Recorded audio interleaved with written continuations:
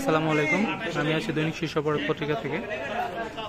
রূপগঞ্জ কায়েতপাড়া ইউনিয়নের পশ্চিমগাঁও গ্রামে এখানে আমাদের এলাকার ইয়ং ছেলেপেলে যে বর্তমানে বাংলাদেশের যেই বন্যা পরিস্থিতির কারণে ফেনী এবং কুমিল্লাতে যেই ভয়াবহ অবস্থা, তার জন্য তারা টাকা তুলতেছে। কালকে আসলে ওইখানে তারা তাদের সামর্থ্য অনুযায়ী এবং মানুষের থেকে কিছু নিয়ে তারা এখানে সাহায্য করার জন্য যাবে আর কি। তো সবাই সবার প্রচেষ্টা থেকে চেষ্টা করতেছে।